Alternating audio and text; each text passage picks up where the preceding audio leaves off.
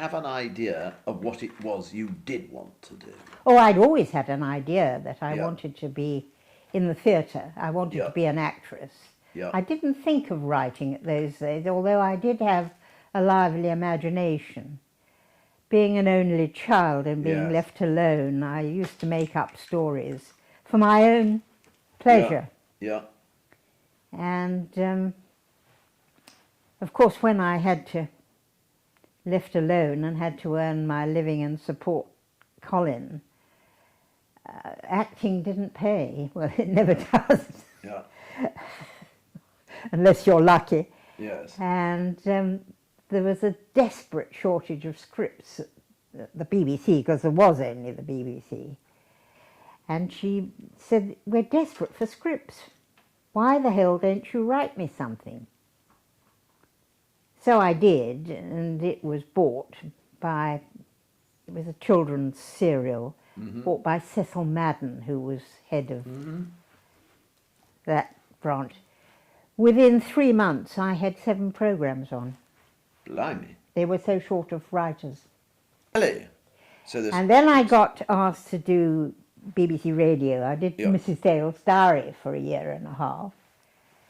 And then, I suppose because of that, Lou Grade asked me to do Emergency Ward 10. And then I got Compact, Crossroads, because I got a name for being able to do continuous drama, which is not as easy as it sounds. Not at all. What was it like working with Lou Grade? Well, I got on very well with him. A lot of people were terrified out of their wits, but he didn't frighten me, and he was always very, very kind, and I think he was quite grateful to me because he was suddenly landed. This is not for recording or publication, but he was landed by Val Parnell with a contract worth a lot of money for Noel Gordon. Do you remember the actress Noel Gordon? And he had to employ her, and he didn't know what the fuck to do with her because she wasn't an actress. She was an ex-showgirl, I suppose, who lived with Val Parnell for ages. And I remember I was in his office discussing another programme I'd written, Deadline Midnight, which was about Fleet Street. And he suddenly thumped his desk and said, "Why didn't I think of you?"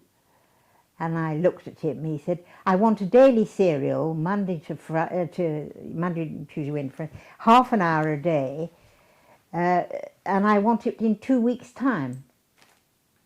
It just cut halfway through that. Right. If we could go back to, so you were talking about, because the thing sort of buzzed out, where you were talking about how you know, there was an enormous demand because the pay was so bad. Yes. The established writers just wouldn't touch television. And also, one has to say, the production wasn't very good in those days because all the technicians were makey-learnies, you know. And, So you were doing a new thing in a new way, sort of making it up as you went along. Exactly. How exciting. But you say, but you weren't very well paid for it. No, I think I remember the average fee was a pound a minute, I think it was. So to write a 60-minute drama slot, you got 60 quid. Gosh. I know. And what about the rights? Residuals, royalties? Oh, well, you didn't have those until a certain lady sitting in this chair, who was the chairman of the Writers' Guild, went and bearded Lou Grade in his den and forced him to agree to royalties. So that was your doing. The thing I know about that you invented is the first television soap about a medium i.e. Compact, a woman's magazine. How did that come to happen? I happened to, at that time, write odd articles for women's magazines, and I was sitting in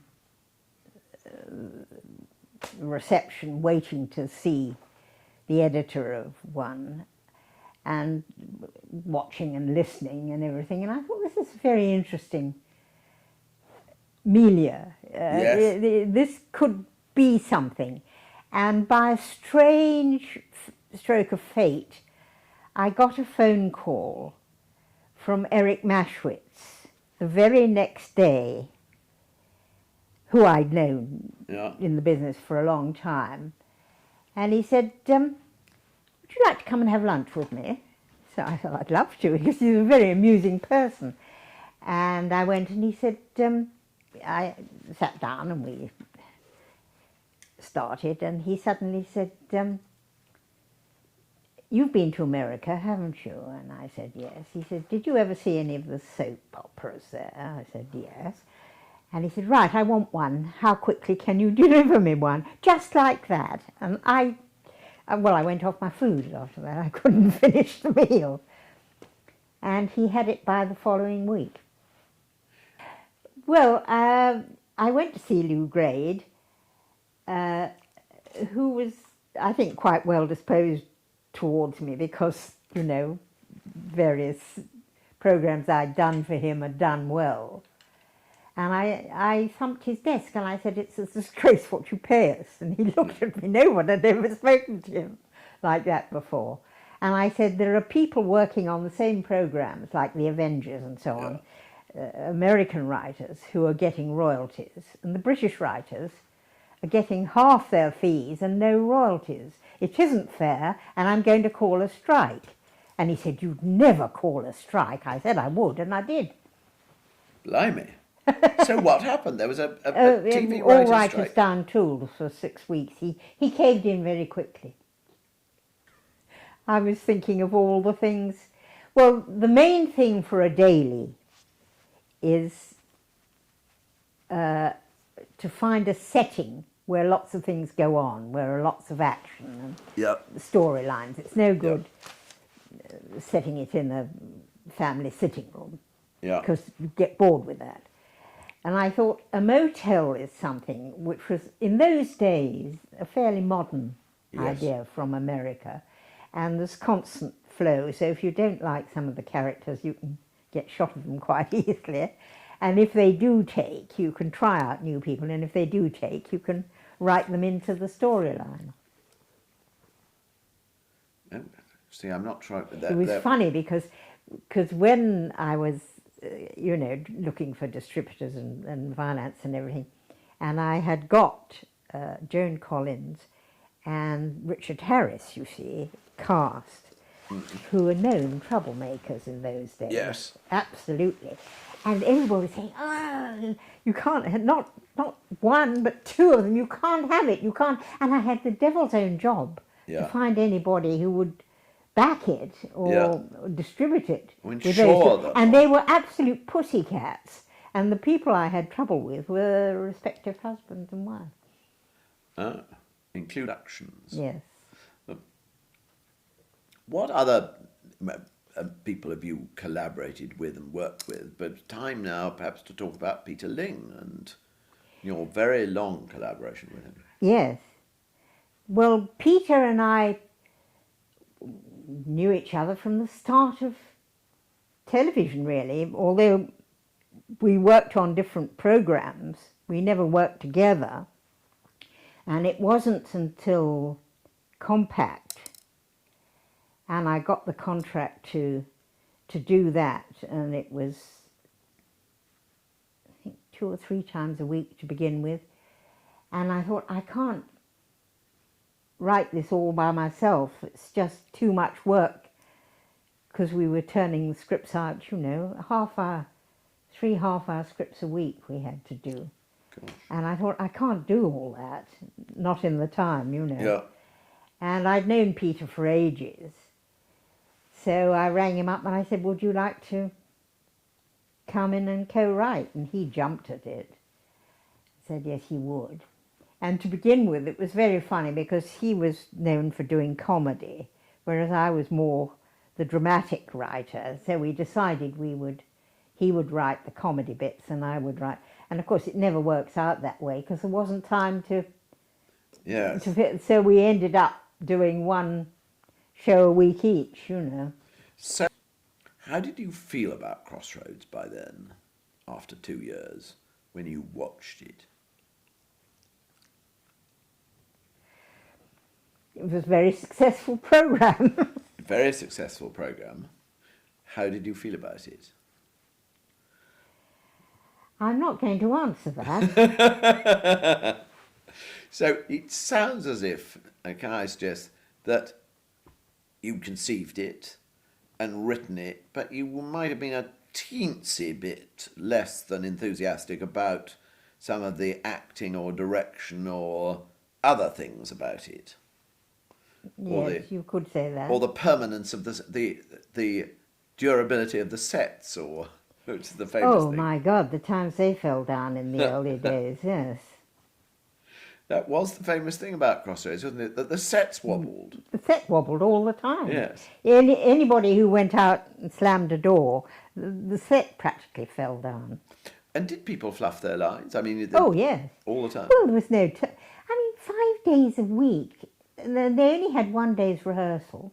Yeah. It was an awful lot for people to do. I do remember one hysterical thing. We had one lady, who better be nameless, who was very short-sighted, and she didn't have the best of memories. She was getting on a bit. And halfway through a scene, she said, "Oh, fuck," and she went to the side, picked up a script, and left the line and came back again.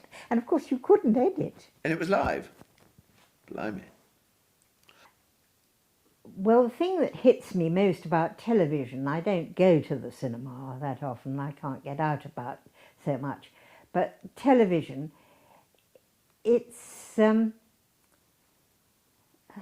difficult, it's so jerky, they're so keen on cuts and things, you tend to lose the story thread. Well, I do anyway. People care far more about camera angles and cuts and things like that, and not about the main thread of the thing, which is to get over an idea, a story to people. And I think that's what's wrong with it today. Now, along the way, however, you introduced new things, didn't you? I've heard that you, for instance, introduced the first interracial kiss to television. I did, yes. Why? Well, it just was the story I'd written. Yeah. A coloured girl fell in love with a white boy, and naturally they kissed. Yeah. But it caused a terrible... It went all the way to the BBC governors. Really? As to whether the show should be stopped because of it. What happened in the end? They let it go. But I had to go and see them, and I said, but it happens. It's what goes on in life. Are you going to pretend that this doesn't happen? Yeah. And they saw my point. What other things did you introduce to the Brits too? Did you have gay characters? Oh, yes. Not that you called it that in those days. No, it was just their way of acting and yeah. carrying on. Yeah. But,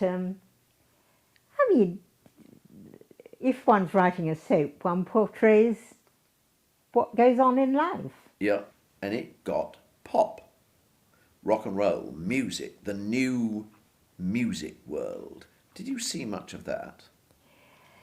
Saw a bit of it. In fact, I put a bit of it into Compact at one time.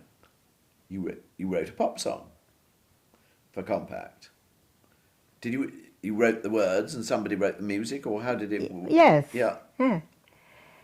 And I had one song, Southend, which was in Compact, which Cleo Lane sang and got into the charts. So you wrote chart music as well? Blimey. And did you? In That's that, the only one. I'd be very proud to have done that alone. But But you see, in those days, it was only the BBC when one started, BBC television. And so there weren't a great number of people working at any one time. And everybody, of course, would congregate in the BBC club yep, for, yep. to relax after. So you got to know quite well a lot of people. The BBC Club, was that in TV Centre or? Yes. What sort of people were there? What a wonderful world. What was the BBC Club like? Oh, it was wonderful. Cheap drinks. Cheap drinks. And And you had lots- people like Johnny Spate, who was permanent bar propper, you know, Yes. and who used to cry because he was a very soulful character, and Yes. he used to get solidly more and more Yeah. drunk, and he'd cry when he did it. And he'd, oh, Hazel, you know. I said, what's the trouble today? You know. And he was Johnny Spate, who gave us Steptoe. Yes. And then when ITV started, how was it different from the BBC? How were the characters and the culture different? Oh, it was quite extraordinary. I mean, the BBC was frightfully gentlemanlike and so on, and you'd go over to an ITV studio and it was watch a cock and, you know, completely different atmosphere. And people got by hard graft and talent in ITV, whereas you were sort of promoted by seniority at the BBC in the early days. Buggins' turn, like the civil service. Has that changed, do you think? Oh, What's your yes. impression? Yes. Very much so. Yeah. Would you like to be writing for television now? Or No. You wouldn't? No. What is it that puts you off? Oh, it's such a complicated business now. I mean, the script editors and various things, and oh, it's so complicated. I mean, in the old days, you had a meeting and you discussed what you were going to do. You went away and wrote a script and gave it in And you did it. and did it. Start again. Did the casting couch exist then? Oh, yes. How did it work? Was it as like Hollywood, like you hear Yes, about Hollywood? yes. Very much so. So people were cast because the directors or the Usually the director, I have to say. fancied them something rotten. And he would instruct you to cast a certain character. And it didn't matter how awful they were.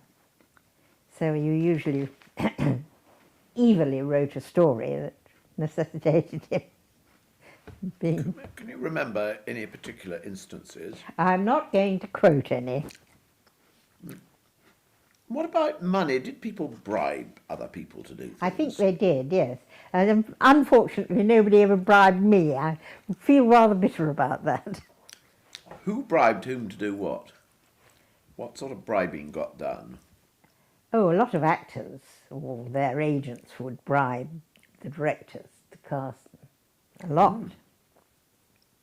So you thought, that's a juicy part, that's a well-paid part. I will drop, I don't know, £1,000 would be a lot then, wouldn't it? Oh, it was not unheard of. Writing. And is there anyone who says, you got me started on my career? I saw what you'd done and I wanted to do it too, and so I did it. No, I don't think anybody's said that to me. I did have some madman from Glasgow phone me up and said he was going to kill me unless I'd put back a character I'd written out. It was quite frightening. Very frightening. How he got my number, I don't know. But he phoned me at home. Very Glaswegian accent. Well, they're very, very persistent and slightly scary, Glaswegians. Well, he was. I was terrified. You worked in the BBC at one point. I did, yes, at the television centre. Oh, for quite a long time, years in fact. And Peter Ling and I don't know if you know it, but it has two rings, Yes. an inner ring and an outer ring. And Peter Ling and I had an office on the outer ring, and immediately opposite us in the inner ring were Frank Muir and Dennis Norden. And did you get to know them? Oh yes, yes. And Dennis has remained a friend for many years. So everyone we've ever heard of was sort of there. All on that. Yes. Yeah, and the BBC club was at the end of the corridor there. So everyone. And everybody would congregate there at lunchtime and after work. I don't know what it is about women, but women in power are not likable. They get, I don't know, something gets into them and they get very bossy, and you can't cross them, you know, if you argue with them. You're finished. And so, having been a pioneer, in effect, of women's rights, you started to find yourself working with top women who were very hard-going. Yes. What a difficult situation. That's when I tried to get out of it all. So, there wasn't that much sisterhood, as they used to call it. I wouldn't call it that, no. No. Other than if you liken it to the Brotherhood of the Mafia, but... Yeah. What was Fanny Craddock like? Well, I found her hysterical, but I mean, a lot of people couldn't stand her. Yes. I just was fascinated, and she was so exotic. And Johnny, you remember Johnny, the husband? Yes. Little Johnny, he, do this, Johnny, do that, Johnny. And oh dear, it was hysterical. Ronnie produced the whole series of them, and we were invited to dine there. That was quite a palaver. What was it like, and was the food good? No. Wasn't. Well, they're both gone now. It wasn't very... So, I mean, she does seem a sort of monster. Oh, she was. Yeah. I actually got on all right with her, I suppose, because she'd say I was a monster too, but there you go. She liked to lord it over people, and I wasn't for lording over, so I gave her back as good as she... And then you remember that thing in which she ended her career by making fun of that very ordinary farmer's wife from Devon who made her sort of special dish. And I can't remember what year it was, in which ages ago. Fanny made that sort of, you know, mugged to the camera for the, you know, Yes. as if it sounded completely ghastly.